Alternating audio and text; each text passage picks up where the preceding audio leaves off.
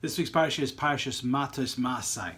It's a double Parsha, which means we're going to try and double up the Parshas, the weekly reading portions, so that we can finish in time for Simchas Torah, and also that we want to make sure that we keep the cycles that Passover always falls out of the springtime. So the name of a Parsha is always inclusive of everything within that Parsha. It kind of talks about summation of all of it, and it's all within the name.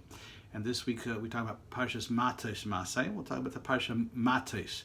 So Matos itself means a tribe, but it also means like a branch. And so the tribes are often referred to as Matos or shevet.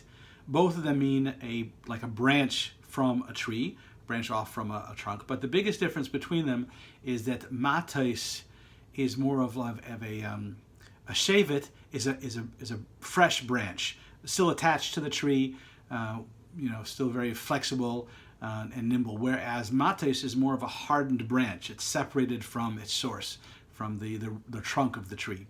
And so this week's Parsha, we talk about the laws of vows and oaths, the war against Midian, the conquest and the settlement of the land, and we talk about all these different pieces. And so we try and kind of the common theme between these. And so we look back to the name, and Matos is more of that hardened branch. When the soul, when the neshama is still attached in the godly sphere and it's not down in the physical world, that's one thing. But once it comes into this world, it's more of a separated thing. It's physically down in a body, still attached to God, but much more hardened, shall we say, because it's attached to its body. It's not as close to its source. And so the idea then is the hardened stick becomes the way we have to behave in this physical world. We have to be very strong and very firm about our principles and our values and stay strong to them, not to give in to temptations, not to follow the immoral life.